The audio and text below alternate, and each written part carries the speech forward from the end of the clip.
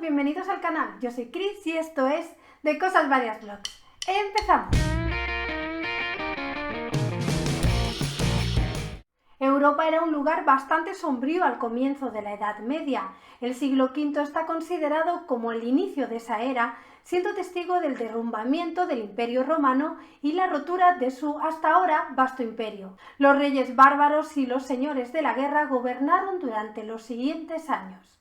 Pero las cosas comenzaron a mejorar en Europa un poco, al menos después de unos siglos caóticos. La Alta Edad Media, que tuvo su comienzo alrededor del año 1000 después de Cristo, fue una época marcada por el crecimiento de la población y los avances realizados en los mundos del arte, la arquitectura, la ciencia, los negocios y la tecnología. Vamos, que no todo fue oscuro, tétrico y sucio en la Edad Media, que también hubo muchas cosas buenas. Los castillos de piedra comenzaron a surgir por toda Europa y se contrataban ingenieros para construir innovadoras máquinas de guerra a petición de los grandes señores y los poderosos líderes. Se apoyó financieramente el trabajo académico y artístico, mientras que el sector comercial, que no dejaba de crecer, ayudó a impulsar muchos avances tecnológicos en su búsqueda de mejores resultados. No debemos olvidar, pues, la deuda que tenemos con nuestros antepasados por el trabajo que hicieron para promover el conocimiento humano. No tendríamos computadoras si no hubieran descubierto cómo medir el paso del tiempo. Tampoco se hubiera podido enviar a un hombre a la luna si no se hubieran inventado las gafas siglos atrás. Veamos ahora algunos de los inventos más importantes de la Edad Media. La imprenta. La imprenta es quizás el invento más importante de la Edad Media. Gracias a ella se pudieron distribuir multitud de textos en una época en la que la edición de libros era muy limitada. Ayudó a la cultura multiplicando el número de libros, reduciendo el coste de estos y aumentando la cantidad de lectores. Debido a todo esto, la alfabetización creció como nunca hasta la fecha.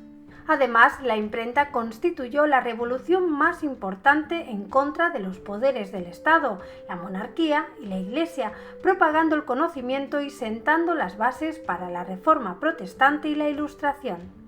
No se sabe exactamente cuándo se inventó la primera imprenta o quién la inventó, pero sí se conoce el texto impreso más antiguo conocido. Se creó en China durante el primer milenio después de Cristo. La imprenta revolucionaría la sociedad china, que desarrolló en el siglo XI la tecnología para poder imprimir sobre materiales como el papel.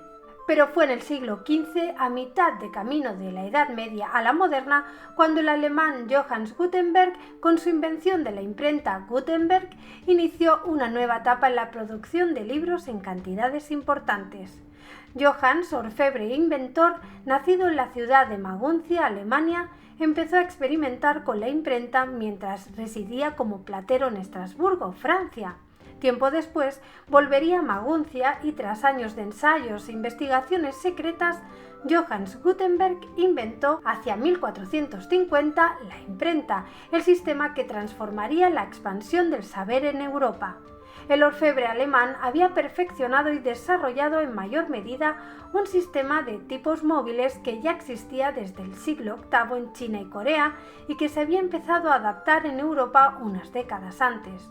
Las mejoras que añadió Gutenberg ayudaron a reducir radicalmente el tiempo y el coste de la imprenta y junto con la difusión del papel como soporte se pudo poner los documentos al alcance de mucha más gente, aunque de momento estaban reservados, eso sí, para los altos cargos. El inventor alemán, quien deseaba mantener en secreto su trabajo, siempre había insistido en pedir a sus socios que no mostraran a nadie la prensa, una de las claves de su trabajo. Pero en 1462 la ciudad de Maguncia sufrió el asalto por parte del arzobispo Adolf II, lo que propició la difusión de la imprenta en Europa. El reloj de arena. No se conoce con exactitud los orígenes del reloj de arena, pero se cree que fue introducido en Europa a finales de la Alta Edad Media. El reloj de arena era una popular y fiable opción para los marineros, prefiriéndolo a los antiguos relojes de agua, ya que sus arenas no se veían afectadas por el movimiento oscilante de un barco en alta mar.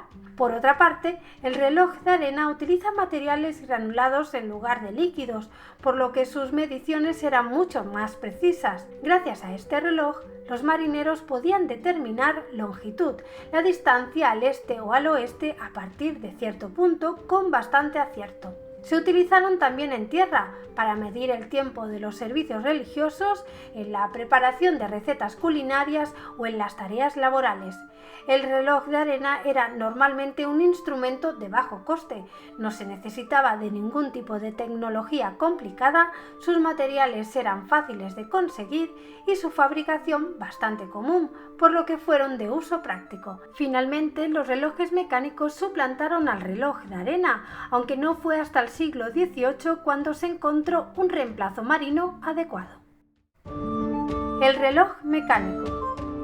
Antes de que en la Edad Media se inventara el reloj mecánico, se usaban otros instrumentos para medir el tiempo, como eran los relojes solares de arena o de agua, conocidos estos últimos como clepsidra. Los relojes de agua y de sol habían sido inventados en Egipto alrededor de 1500 a.C. El reloj mecánico permitió unificar la medición del tiempo, por lo que cambió la manera en que la gente organizaba sus días y sus jornadas laborales, especialmente en áreas urbanas. Se podía también calcular el tiempo empleado en una labor y pagar un sueldo acorde a esas horas. Aunque en un principio los relojes mecánicos no eran muy precisos debido a la fricción de los mecanismos, durante el Renacimiento se mejoraron notablemente hasta el punto de apenas retrasarse un minuto al día. El papel moneda. El primer uso registrado de papel moneda emitido por el gobierno fue en la China del siglo IX. Estos billetes, que generalmente tenían una duración limitada, se podían canjear más tarde por algún otro objeto de valor, generalmente moneda. Principalmente estaban destinados a los comerciantes para reemplazar la necesidad de cantidades de metales que eran muy pesados y que podían extraviarse o robarse fácilmente. Los chinos llamaban a los billetes dinero volante debido al escaso peso de estos y a la fluidez con que circulaban en un área grande. Alrededor de 1120, el gobierno chino comenzó a producir su propio papel moneda emitido por el Estado y pronto disfrutaban de un sistema de circulación muy bien estructurado. Para su producción utilizaban la impresión en bloques de madera. Y por supuesto no podían faltar los falsificadores, que aparecieron poco tiempo después. Para las autoridades chinas fue un gran quebradero de cabeza poner solución a este problema, por lo que aplicaban penas severas y castigaban con la sentencia a muerte del implicado en un delito de falsificación. En el siglo XIII, viajeros como el veneciano Marco Polo trajeron a Europa noticias del papel moneda chino emitido por el gobierno, pero los billetes no serían comunes en el antiguo continente hasta finales del siglo XVII. La pólvora.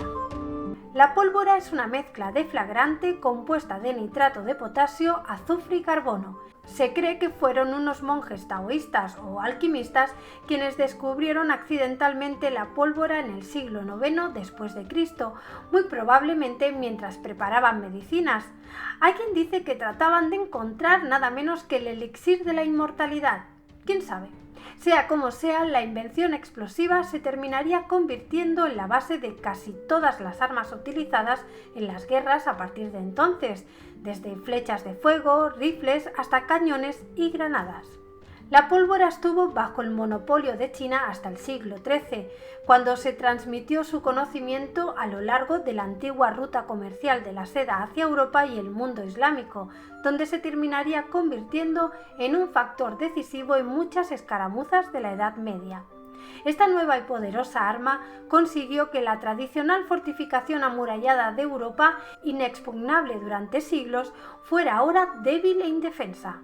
El siguiente paso importante para la pólvora llegó cuando se insertó en el cañón de una pistola, aparecida por primera vez a mediados del siglo XV, y era básicamente un cañón reducido a tamaño portátil. Con las pistolas como armamento en manos del individuo, se creó una nueva clase de soldado, la infantería, y dio origen al ejército moderno. La pólvora sigue siendo la base de muchas armas modernas, incluidas las pistolas, aunque ya no es la forma más explosiva disponible para los ejércitos. La rueca.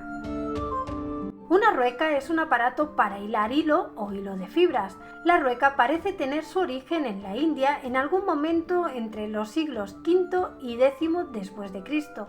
Existen evidencias de que estaban en uso en China alrededor del año 1000 después de Cristo. Llegó a Europa a través del Medio Oriente durante la Edad Media. Reemplazó el método anterior de hilado manual, en el que las fibras individuales se extraían de una masa de lana sostenida en un palo o rueca, retorcida para formar una hebra continua y se enrollaban en un segundo palo o huso.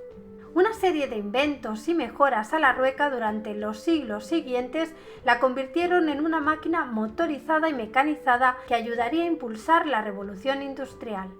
De manera errónea, la tradición popular ha relacionado la rueca con el cuento de la Bella Durmiente. Este error surgió de la proliferación de ilustraciones que mostraban a la protagonista pinchándose con una hipotética aguja en una rueca. Pero sin embargo, la rueca no consta de ninguna parte similar a una aguja. Originalmente, la Bella Durmiente se pinchaba con un huso. Los anteojos o gafas. Las gafas para leer es uno de los inventos más importantes de los últimos 2000 años, pues significó un importante impulso para la ciencia, el arte y la filosofía. Parece ser que los antiguos romanos descubrieron por primera vez la utilidad de usar el vidrio para mejorar su capacidad de leer un texto de letra pequeña, creando pequeñas lupas con esferas. Se conservan registros en los que Nerón, emperador romano, contemplaba las peleas de gladiadores a través de una esmeralda, moldeada en forma de luna cóncava debido a que sufría de miopía. Los anteojos aparecieron en Italia durante el siglo XIII. Se atribuye su invención a dos monjes franciscanos, Alejandro de la Espina y Roger Bacon, quienes hacia la mitad del siglo XIII dieron a conocer el secreto de la fabricación de las lentes. Gracias a ello, los frailes de más edad podían seguir ejerciendo sus labores, aunque tuviesen problemas de visión debido a la vejez. Los primeros lentes de vidrio soplados se colocaban en monturas de madera o cuero y después se colocaban cerca de los ojos o sobre la nariz. En 1451, el erudito alemán Nicolás de Cusa propuso el uso de lentes cóncavas más delgadas en el centro que en los bordes a fin de ver de lejos. Principalmente los anteojos serían utilizados por monjes. Más tarde creció su popularidad y la tecnología mejoró durante el Renacimiento. Bebidas espirituosas. La destilación es el proceso tradicional de separación física por aplicación de calor del alcohol del resto de componentes presentes en todo líquido obtenido por fermentación de un producto vegetal de origen agrícola. Es una técnica importante utilizada en la ciencia y la industria, pero también, gracias a la destilación, tenemos el licor o la bebida espirituosa. Se considera bebida espirituosa a aquellas bebidas con contenido alcohólico procedentes de la destilación de materias primas agrícolas, por ejemplo, uva, cereales, frutos secos, remolacha, caña, fruta, etc. Se trata así de productos como el brandy, el whisky, el ron, la ginebra, el vodka o los licores, entre otros. La destilación es una actividad milenaria muy arraigada en nuestra cultura. Fue elaborada por primera vez por los griegos y los egipcios. El primer registro que se tiene es gracias a Abul Qasim, un médico árabe del siglo X. De hecho, las mismas palabras, alcohol, el producto, y alambique o alquitara, el instrumento de destilación, son palabras de evidente origen árabe. En un principio solo se destilaba el vino, pero con el tiempo comenzaron a usarse otros productos fermentados y materias primas de origen agrícola, por entonces principalmente con fines terapéuticos. La destilación no se utilizó para producir bebidas espirituosas destiladas de origen generalmente monacal hasta el año 1200 después de Cristo, con la invención de licores como el whisky irlandés y el brandy alemán. A finales de la Edad Media existía ya un manejo bastante consolidado de la destilación de licores. Aunque las destilerías modernas son lógicamente más avanzadas que las utilizadas en el medievo, las técnicas básicas no han cambiado demasiado de calentar el líquido y separar sus componentes cuando hierven a diferentes temperaturas. Y hasta aquí el vídeo de hoy. Déjame saber en los comentarios cuál de estos inventos te parece más importante o más curioso. Y por supuesto, si te ha gustado, deja tu like, comparte el vídeo y suscríbete al canal si todavía no lo estás. Sin más me despido, muchísimas gracias por estar ahí, un abrazo enorme y nos vemos en el próximo vídeo. ¡Chao!